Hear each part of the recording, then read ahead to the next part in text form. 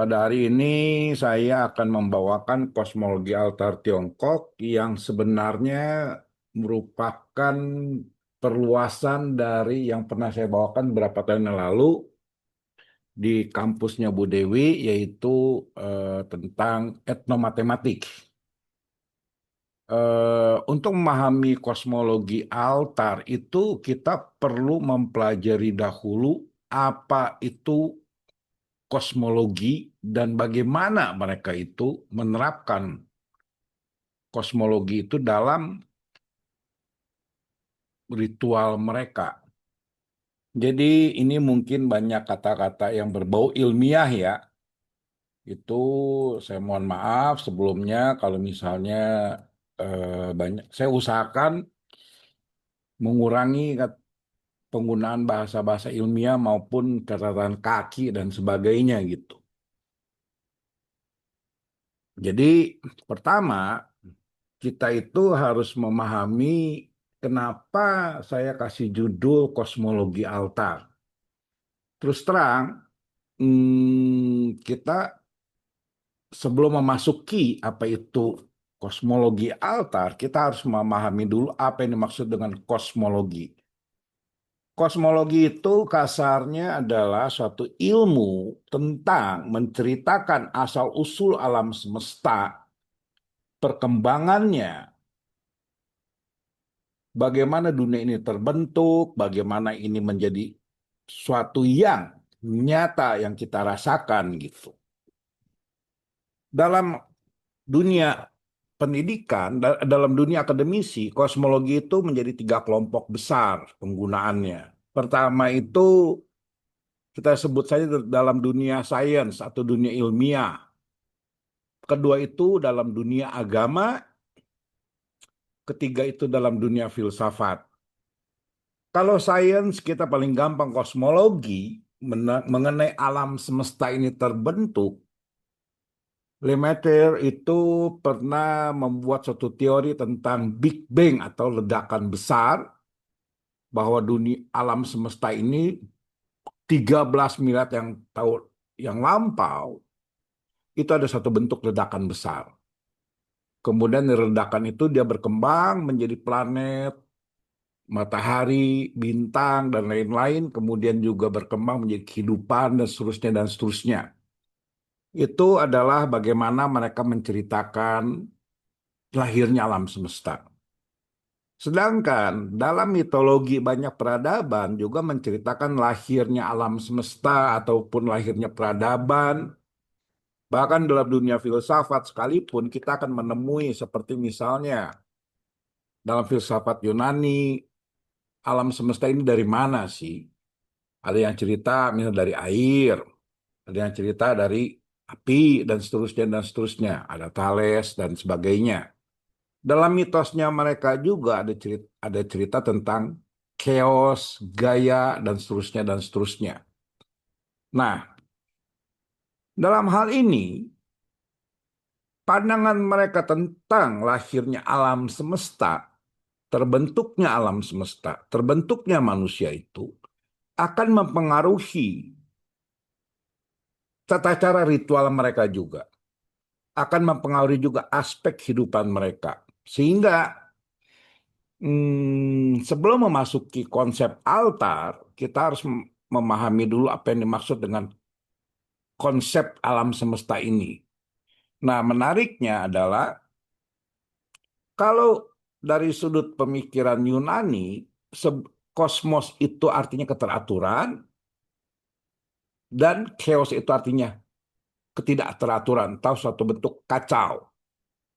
Jadi awal mulanya itu kacau ataupun tak teratur, kemudian menjadi teratur, jadi gampang dari chaos menjadi kosmos. Itu yang paling mendasar pertama. Nah, sekarang kita lihat bagaimana orang Tionghoa itu melihat konsep kosmos dan chaos. Karena kata kosmos dan chaos pun akhirnya diterjemahkan ke bahasa Mandarin. Mereka mengambil apa pengertiannya itu?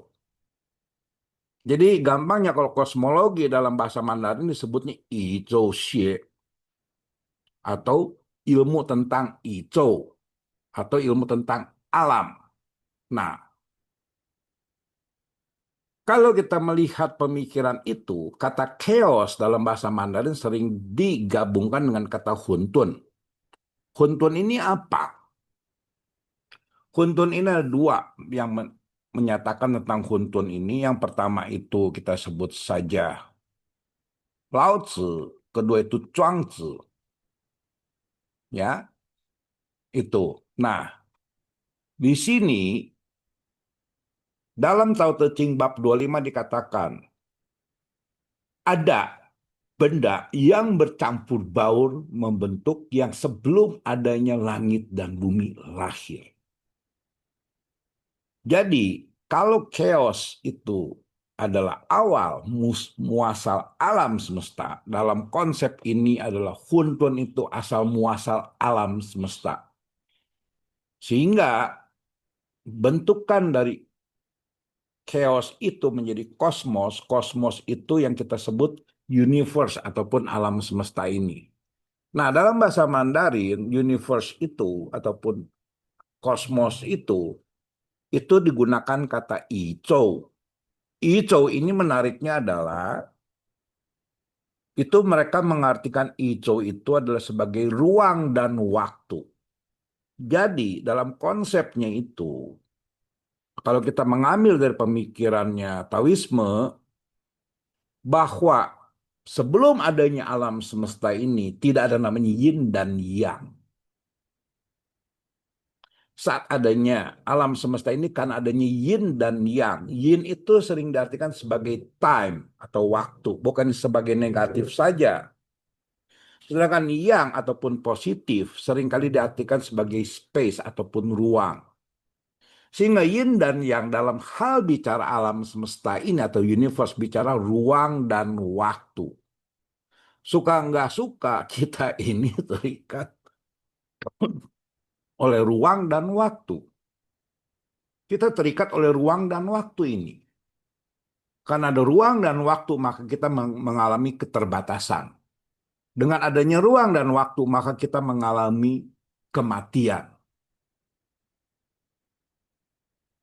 Dalam konteks ini, mereka tuh mengatasi yin dan yang atau berada dalam ruang, berada di luar ruang dan waktu. Ruang dan waktu tidak lagi melekat kepada dirinya, maka mereka menjadi immortal ataupun abadi. Itu pemikiran mereka. Jadi, melampaui universe, keluar dari lingkaran ini. Itu dalam konsepnya mereka bicara tentang immortality ataupun keabadian.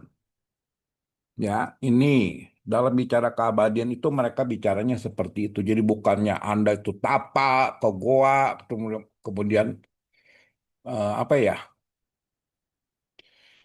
Anda itu punya ilmu sakti, bukan. Anda asal bisa lepas dari ruang dan waktu, maka Anda menjadi abadi. Selama kita terikat oleh universe ini, maka kita tidak abadi. Itu konsep yang pertama, melampaui yin dan yang. Konsep yang kedua itu yin dan yang melebur dalam dirinya.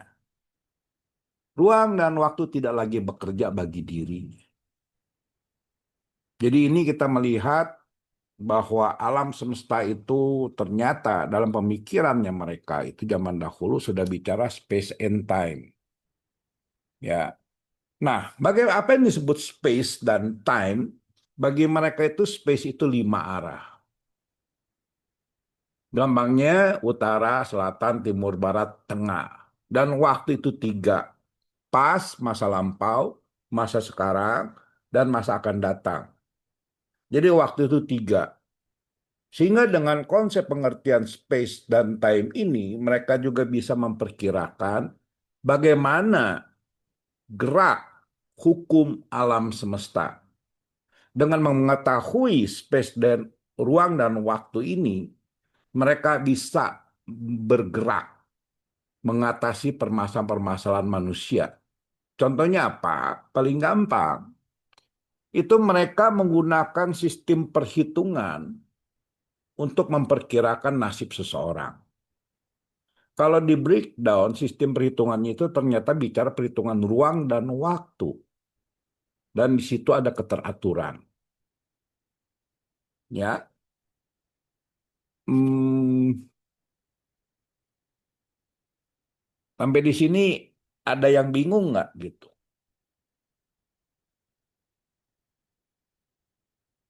Oke, nggak ya.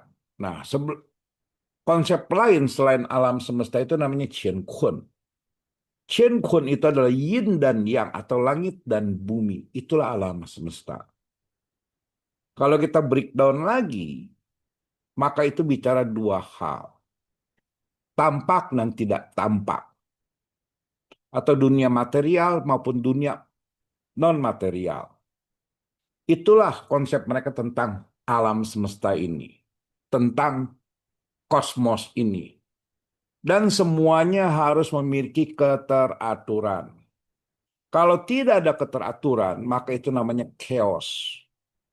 Namanya disorder. Semua harus memiliki keteraturan. Keteraturan alam semesta inilah yang mereka buat menurut perspektifnya mereka juga atau perspektifnya filsafat Tiongkok dalam hal ini. Nah, dalam perkembangan selanjutnya, konsep-konsep space and time, ruang dan waktu, yin, yang, dan lain-lain, itu akan mempengaruhi mereka punya yang kita sebut saja etnomatematik. Jadi dasar dari mereka itu mulai dari sini. Ya.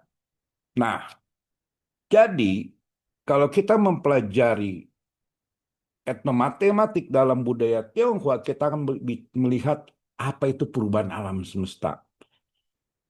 Satu hal yang membedakan etnomatematik dengan numerologi jelas sekali. Numerologi itu bicara angka-angka yang bersifat gaib. Ini turunan dari etnomatematik. Etnomatematik ini ilmu yang tahun 50-an oleh Whitehead dan lain-lain dikembangkan kemudian oleh Ambrosio, itu dia perkuat lagi. Ya, bahwa masing-masing etnis, masing-masing bangsa memiliki rumusan mereka tentang kita sebut saja angka, hitungan, dan lain-lain. Dan di situ dia akan bicara bagaimana mengukur alam, mengukur diri, bahkan mengukur yang hal-hal yang gaib. Kalau misalnya pernah membaca penelitiannya Prof. Yakob, itu bicara pola 2, pola 4, pola 3, dan pola 5. Itu menentukan. Itu yang bicara adalah etnomatematik. Nah, orang Tionghoa ini pola mana gitu. Jadi, dengan memahami konsep mereka tentang hitung-hitungan, tentang angka dan bilangan, maka kita akan memahami juga mengapa dituangkan dalam bentuk altar. Itu. Jadi altar itu nanti kita akan lihat ya. Jadi inilah arti kurang lebihnya. Ya.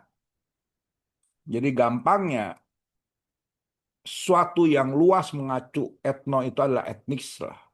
Mengacu pada konteks sosial budaya, bahasa, jargon, kode perilaku, mitos, simbol. Dan kata matema itu cenderung artinya menjelaskan, mengetahui, memahami, dan melakukan kegiatan seperti pengkodean, mengukur, mengklasifikasi, menyimpulkan pemodelan. Yang artinya kurang lebihnya tiksnya itu teknik ataupun teknik.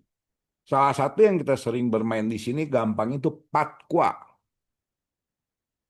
atau heksagram.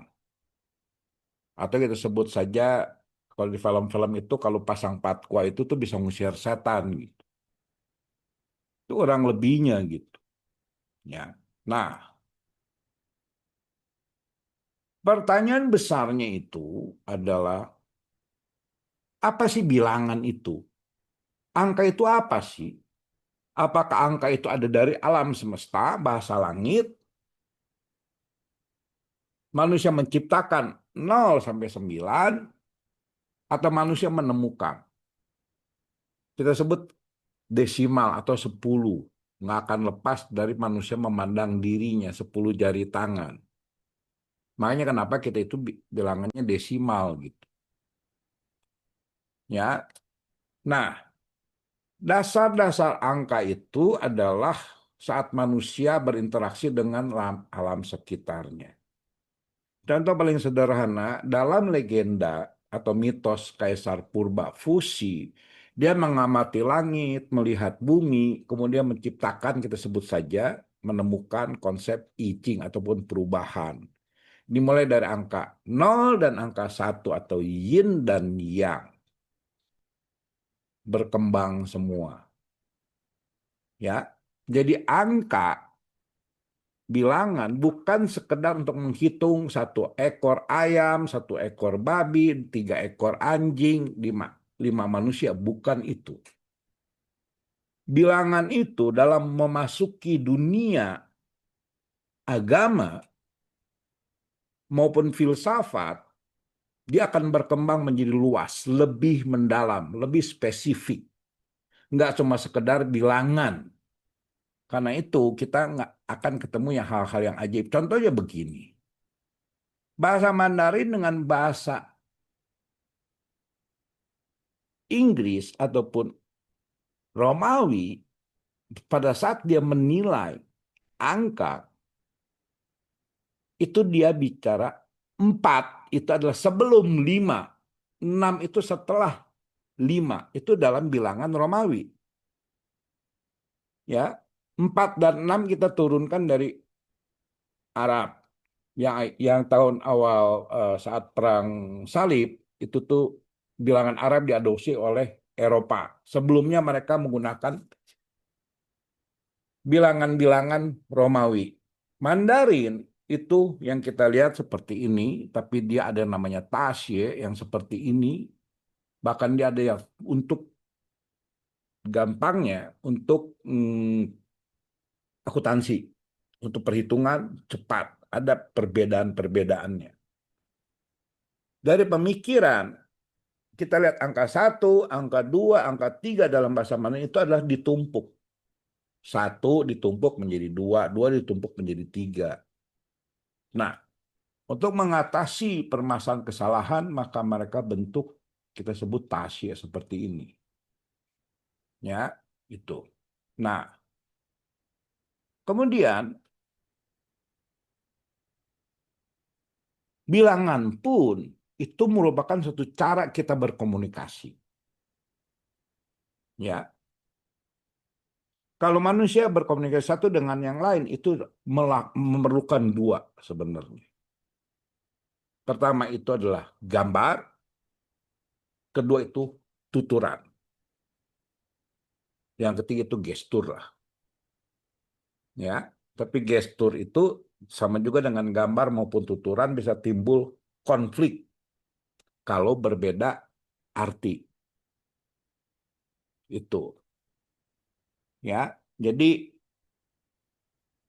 angka itu bukannya sekedar bilangan penghitung 1 tambah 1 sama dengan 2 atau ngitung kas duit di laci atau rekening tabungan di bank, bukan.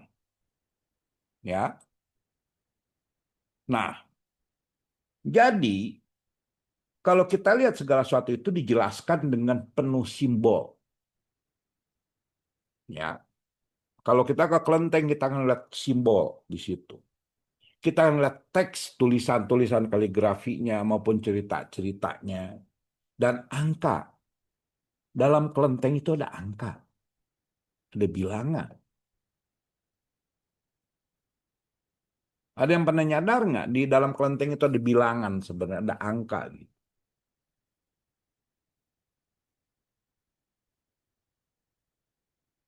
Dalam kelenteng itu ada bilangan, ada angka. Tidak mungkin terlepas itu angka dalam kelenteng itu. Dan angkanya harus spesifik, harus jelas gitu.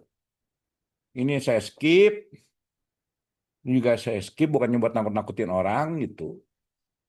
Ya. Nah, misalnya dalam hal ini kita bahasa Mandarin saja, angka 4 itu angka mati. Se. Jadi kalau kita lihat dari konsep pemikirannya semiotika itu ada penanda dan petanda. Angka 4 itu ada penanda, artinya adalah mati. Atau 9 dan 5 itu artinya itu kaisar dalam bahasa Mandarin. Ya, itu. Nah, Anda lihat aja bahwa cara orang membuat bilangan, ya, itu juga unik. Pernah perhatiin nggak di sini? Kita itu di Indonesia itu pakai titik loh, bukan pakai koma. Pernah terpikir itu aja menunjukkan pengaruh budaya.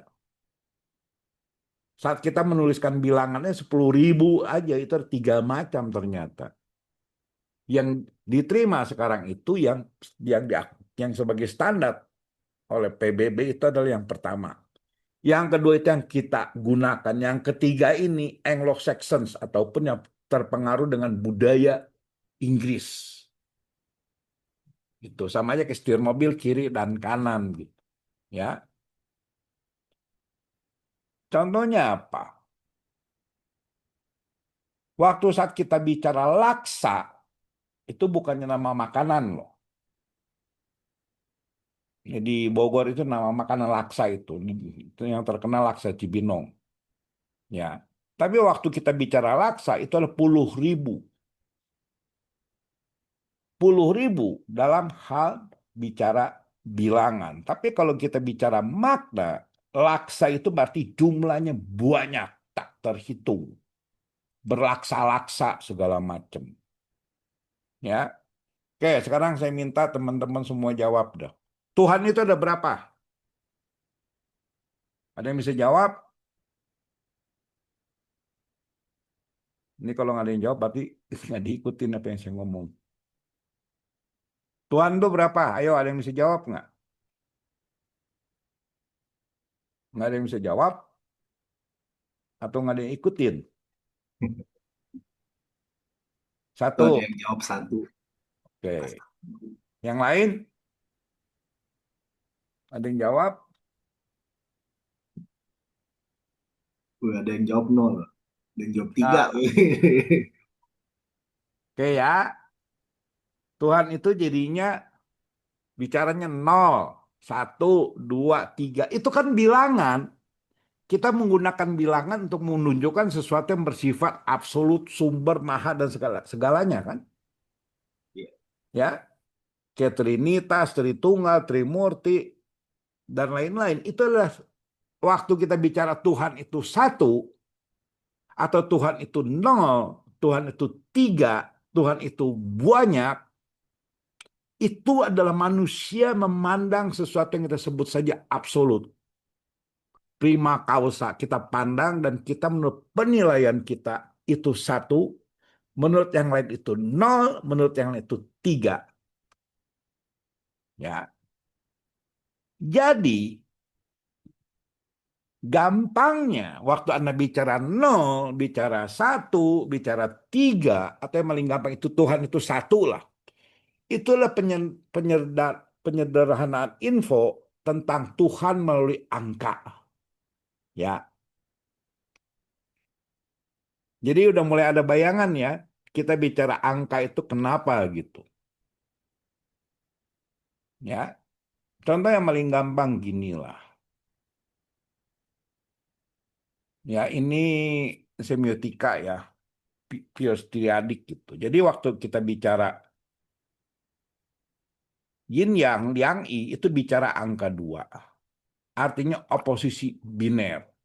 Waktu kita bicara gedung lantai 4 di Hong Kong misalnya, artinya angka 4, 4 sama dengan mati. Jadi angka pun memiliki arti. Ya, itu. Contoh gini, kita lihat bagaimana mereka dalam mazhab filsafat di Tiongkok, baik dari Zhu maupun dari Tao, mereka menggunakan angka membahas kosmologi. Jadi kalau kita bicara bilangan tentang proses alam itu mereka sudah menggunakan. Misalnya paling umum, tahu melahirkan satu, satu melahirkan dua, melahirkan tiga, tiga melahirkan laksa benda atau laksa makhluk. Atau misalnya Tai Chi, Liang Yi, Si Xiang, Pak Kwa. 2, 4, 8.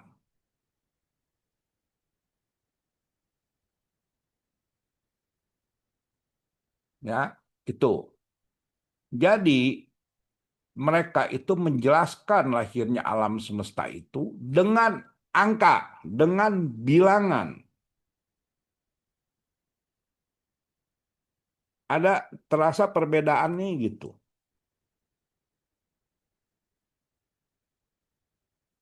Terasa nggak perbedaannya dengan yang lain-lain gitu. Nah, saat angka ini dijelasin, diinterpretasi, dikasih penjelasan lebih detail, itu bisa banyak, bisa menjadi buku tebal itu satu. Satu bait dari Tao Te Ching bab 42 aja bisa menjadi satu buku tebal. Apa yang dimaksud satu? Apa yang dimaksud dua? Apa yang dimaksud tiga? Bagaimana proses itu terjadi? Itu, ya. Nah, ini contohnya nih.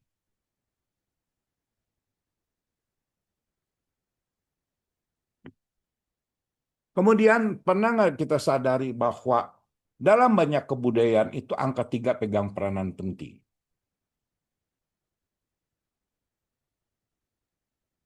Misalnya Tiratana Buddha,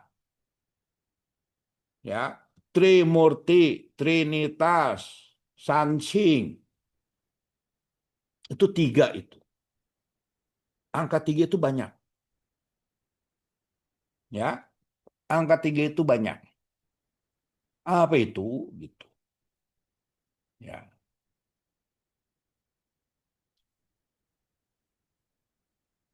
Jadi waktu kita bicara tiga, itu sebenarnya imaginary number. Dalam hal dunia filsafat, melihat angka tiga itu imaginary number, terutama filsafat Tiongkok ya. Artinya banyak, 3, 6, 9. Dan yang paling unik itu mereka bisa bagi. Hasilnya juga tiga gitu. Nah, saat mereka melakukan penterjemahan dari Luan Yi yang dikatakan, 3 orang berjalan bersama pasti ada yang bisa menjadi guru saya.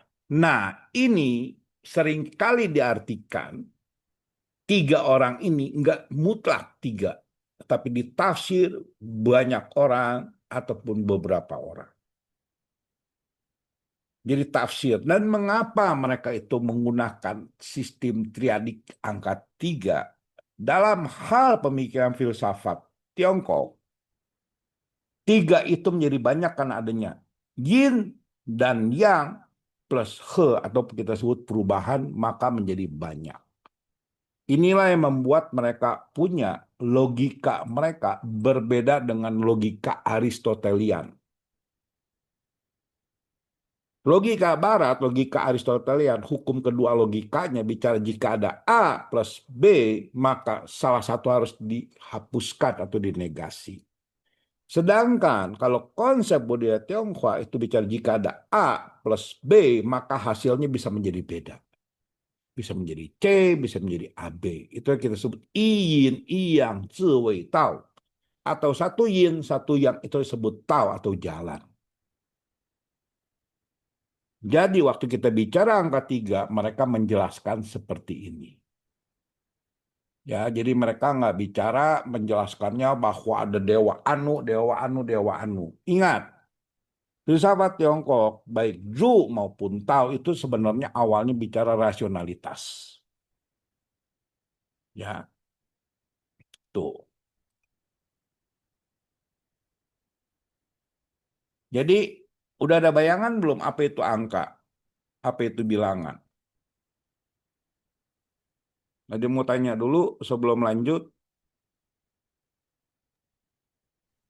Oke, mungkin ada yang mau tanya dulu, bisa tuliskan di kolom komentar atau bisa raise hand biar saya unmute.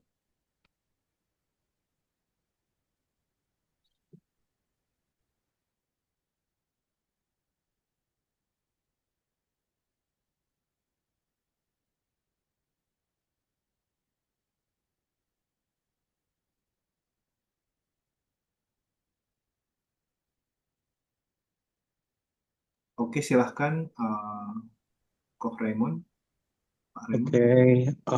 malam Pak Artian. Em, ini Malam. jadi menarik ya. Si he-nya itu atau si tanda plus itu, jadi itu sebenarnya apa dong kalau kayak gitu? Perubahan.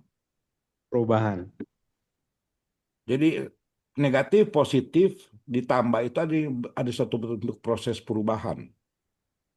Hmm. Jadi apa ya? Ini agak multi tafsir gitu nggak sih?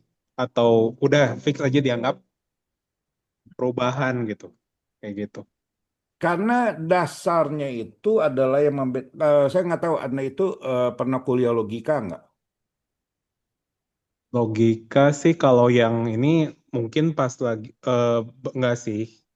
Cuman kalau saya itu kan saya punya keterampilan menenun ya. Ini tuh jadi eh, ada sesuatu yang familiar gitu kayak gitu. Gini, Hmm. dasarnya itu adalah kita itu kenapa satu tambah satu ya, satu tambah dua sama dengan tiga gitu ya kan? Atau Hmm. sebenarnya yin itu kan dua, yang itu Yap. kan satu dalam bilangan ya. Hmm. Dalam bilangan itu adalah satu dan dua. Yin itu satu, yang itu dua. Plus jadi tiga. Itu yang sebutnya yin. Satu yin, satu yang, itu yang sebut tao. Dasar Hmm. inilah yang mengubah ya. Mengubah ataupun yang membedakan logikanya orang Tionghoa dengan logikanya Aristoteles. Hmm. Kalau logikanya Aristoteles itu jika ada A dan B, maka satu harus dinegasi. Hmm. Salah satu harus dihapuskan. Sedangkan dalam konsep Tiongkok, jika ada A plus B, maka bisa menjadi AB atau bisa menjadi C atau bisa menjadi D. Karena itu mereka mengartikan tiga itu menjadi banyak. Oke. Ya kan? Itu. Nah, kalau kita bicara dalam hal ini, itu plusnya itu maksudnya itu bukannya bilangan penambah saja gitu. Tapi artinya jika A dan B ketemu, maka tidak boleh dinegasi. Oke. Tidak boleh dihapuskan. Karena itu Hmm. akan melahirkan sesuatu yang baru. Hmm. Hmm, Itu mungkin jelas ya. Lalu apakah si yin dan yang ini saya ngelihat polanya jadi kayak yin itu ganjil, yang itu genap. Itu bisa dibaca gitu juga nggak sih? Kalau yin itu genap, yang itu ganjil. Oh iya. Terbalik ya. Oh iya. Mungkin pada saat kita ketemu altar, kita akan ketemu bilangan-bilangan seperti itu. Oke. Makasih Pak. Ya, sama-sama. Oke, ada lagi yang mau tanya. Ini ada komentar dari Pak Susanto Firman. Kalau di I Ching yang dikenal itu yin dan yang saja. Kalau di matematika itu angka binary, binary ya, satu dan nol ya. Ya, kurang lebihnya seperti itu. Ya, kurang lebihnya seperti itu. Ya, itu Neil Bohr ya kalau nggak salah yang membuat konsepnya binary-nya itu. Ya, ini kita bisa ke arah sana gitu. Karena nanti kita akan ketemu juga nol dan satu gitu. Ya, nol dan satu itu nanti akan ketemu. Tapi permasalahannya angka nol itu apakah di dalam budaya Tionghoa mengenal? Ini kan. Ya silakan aja Pak. Sebentar, saya unmute dulu ya. Boleh raise hand dulu mungkin biar kelihatan, biar langsung di. Saya scroll dulu deh.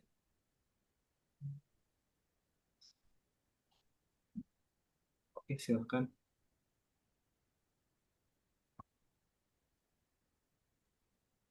Ya, Pak Ardian, Ya ini Pak. kalau mengenai ini sebenarnya yang itu kalau saya lebih cenderung supaya memudahkan pembicaraan itu mungkin kita konsep arah ke 1001 aja itu. Kalau istilah kalau mau ceritakan ini lebih cenderung ke I Ching ya. Aku pernah baca yang YouTube baca dari Chen Zhihong yang itu dia punya penjelasan. Kalau memang teman-teman mau memperdalam situ itu lebih baik. Dia konsepnya lebih alam gitu loh. Jadi nanti dari matahari Shaoyang, Laoyang itu semua ada proses perputaran itu Yin Yang itu di sana menjelaskan lebih enak. Kalau di nanti Pak Ardian katakan plus minus itu nanti gambarannya agak susah. Jadi kalau menurut saya diarahkan langsung satu atau nol, yes or no, dan dia pada suatu saat waktu sesuatu kok dia udah positif agak lama, nanti dia kan ada terjadi siklus putar kan dari Shaoyang jadi Laoyang, Laoyang balik lagi nanti dia putar gitu loh. Itu di Chen Zihong dijelaskan lebih bagus dengan ada simulasinya itu Pak. Ini Ya Pak. sebenarnya kok di matematika itu kalau di kita orang elektro dulu saya kuliah di elektro itu lebih cenderung ke binari. Itu sebenarnya binari itu dalam konsep ini eh, sudah berapa ribu tahun lalu sama fusi sudah menentukan itu gitu loh. Ini konsep ini sudah tentukan. Jadi jadi the kalau di orang barat katakan the book of change ya. I Ching kan the book of change. Jadi itu berubah terus. Tidak orang itu tidak akan terjadi fix. Jadi akan setiap saat berubah terus. Jadi itu sesuatu ini alam itu tidak mungkin tetap aja positif. Pasti ya kan dari udah dari yang positif dia penuh, dia kan turun-turun jadi negatif, dari naik. Jadi siklus terus berputar terus. Maka ya eh, jadi Pak Kua jadi Kua jadi orang-orang Chan Pu harus menghafal 60 Kua itu. Ada yang So Kua, Pak Kua itu di I Ching sangat dipelajari lebih lebih lebih dalam itu. Menurut saya Pak Ardian. Ya, gini Ya, Pak, kita juga ada rencana memang mau buka kelas Icing ya. Cuma gimana ya? Masalahnya Icing itu seringkali eh, orang itu akhirnya untuk canpu atau kita sebut Chan meramal Pu, ya. Chan Pu. Ya, untuk meramal. Padahal memang asalnya itu Icing itu kan dari canpu ya, asalnya ya, asal muasal pertama kali dari Ya, canpu ya. Tapi kelebihan Icing itu adalah dia nggak cuma sekedar canpu. Makanya kita punya Ciamsi, Ciu Ciam itu yang di kelenteng-kelenteng, itu juga nggak cuma sekedar canpu. Saat Anda mengambil syairnya, itu udah menjadi tafsir gitu. Dan tafsir itu yang harus kita pelajari. Nah, Icing juga kalau kita melihat dari kata saya udah share di screen itu kan dasarnya kan dari G matahari, Y itu bulan kan. Saat kita sebut saja fusi melihat langit, dia melihat perubahan itu semua. Itu. Matahari, bulan silih berganti, matahari, bulan silih berganti, matahari, bulan silih berganti, dan situlah kita sebut kehidupan itu ada. Makanya dalam I Ching itu kan disebut Yin, Yang, Zewei Tao, betul nggak? Kalau Pak Susanto iya baca I betul. Ching. I Itu kan yang Zui tahu. itu Itu kan dari betul. I Jadi Ching ya buat Pak, itu dari betul I nggak? Ching. Ya kan, jadi Betul kita betul. bisa lihat dari situ. Jadi saya belum bicara binary code dulu, ya. 01 itu Ya. saya belum bicara karena saya ambil dari konsep yin, yang, zui, tao. Itu yang menjadi dasar pemikiran saya kenapa logika Tiongkok berbeda dengan logika Aristotelian. Gitu. Apalagi kalau Pak Susanto kan pastinya udah belajar filsafat ilmu, logika, dan lain-lainnya. Pastinya ketemu tesis, Ya. antitesis, sintesis, tesis, antitesis, sintesis. Itu kan dinegasi kan. Betul nggak? Hmm. Dasar pertamanya tesis, antitesis itu adalah salah satu harus dinegasi atau salah satu dihilangkan kan.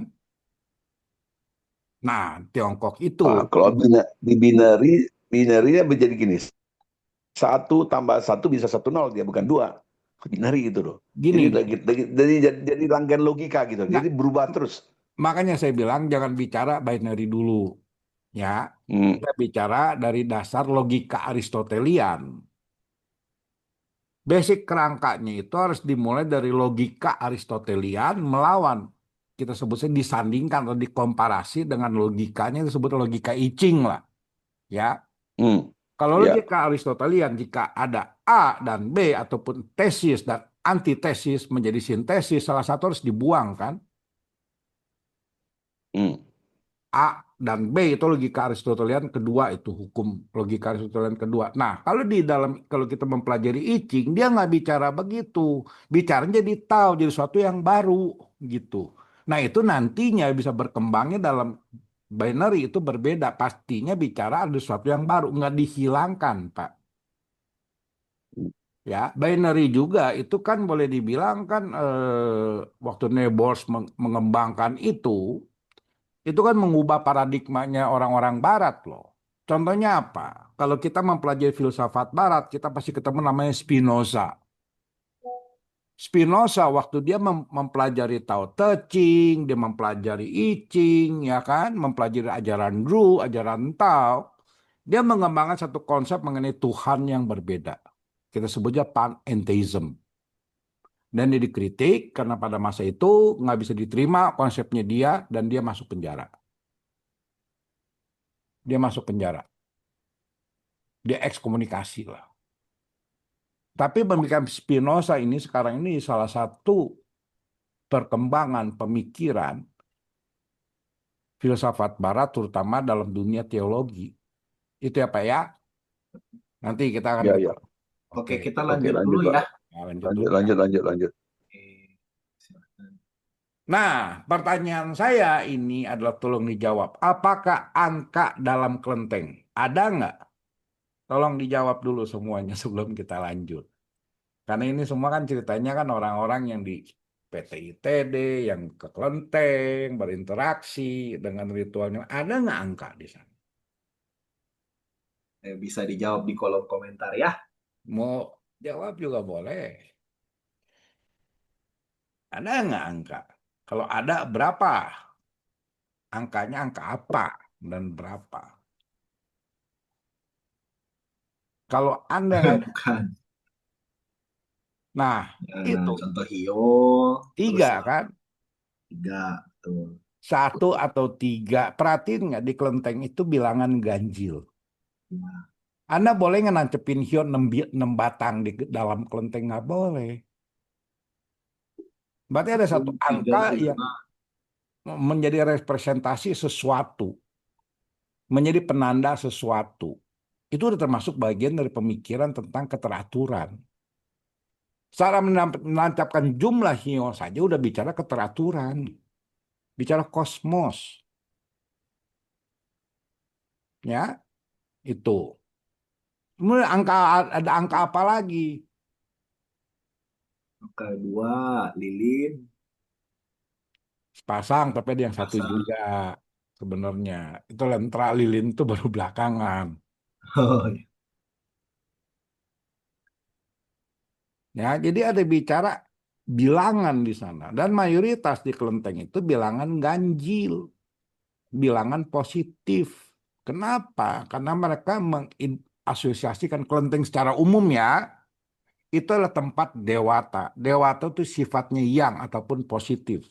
Jadi saat mereka bicara itu, mereka bicara adalah bilangan atau angka ganjil.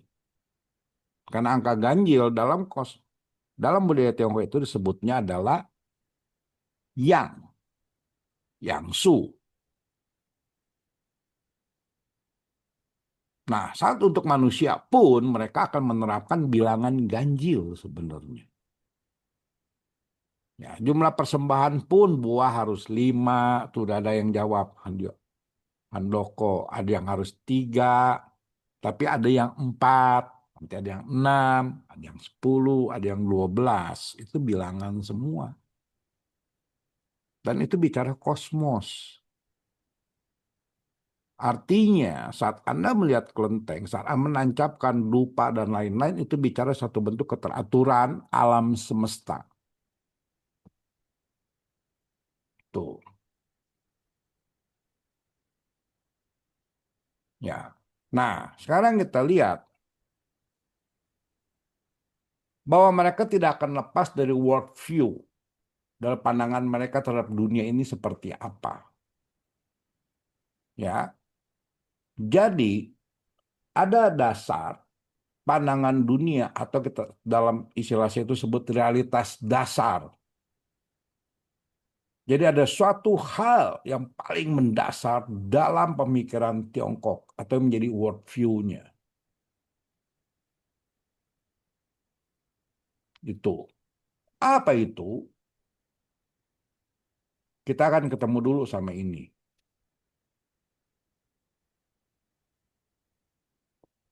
Ya. Walaupun menurut catatan itu tulisan itu dibuat zaman Han. Mengenai menemukan itu, udah bla bla bla, itu zaman Han semua. Sebelumnya nggak bicara seperti itu gitu. Tapi kita nggak bahas dari sudut sejarahnya. Kita bisa lihat ini adalah sebenarnya angka loh. Ini bicaranya angka. Ini apa? Magic number katanya. Ya.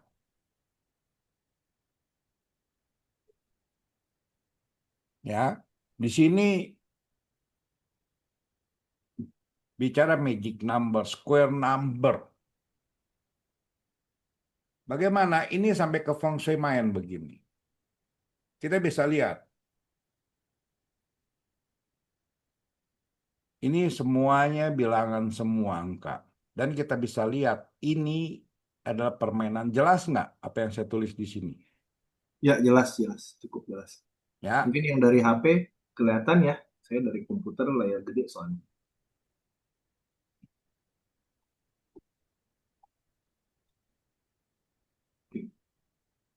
jadi waktu bicara 1 sampai 5 mereka bicara 5 unsur, 6 sampai 9 mereka bicara yin yang.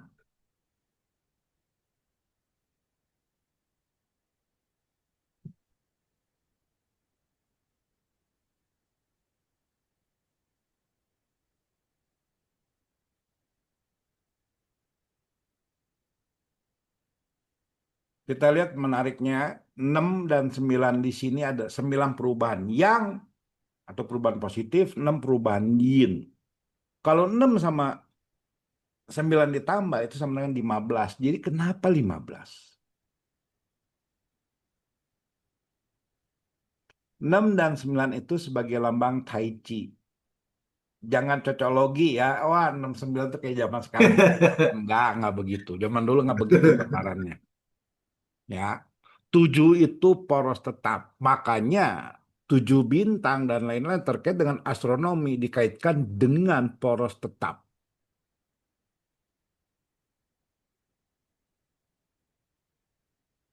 8 itu berkembang, Papua itu berkembang semua. Kita sebut positif sejati, negatif sejati sama dengan 15 juga.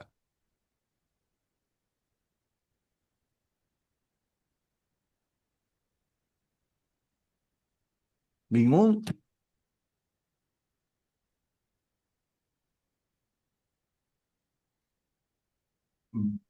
Bingung ya?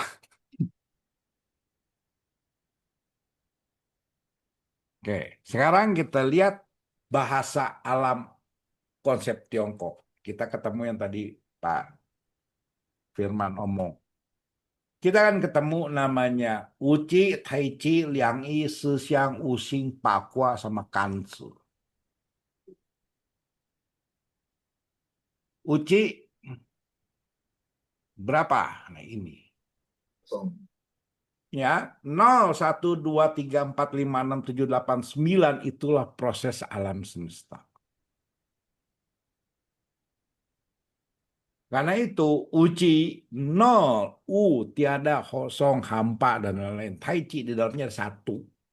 1 berbelah menjadi 2, 2 menjadi 3 nasir alam, 3 nasir alam menjadi 4 forsa, 5 unsur, 6 keselarasan, 7 dasar alam semesta. 8 alam semesta terbentuk, 9 itu adalah alam semesta dengan Tai Chi.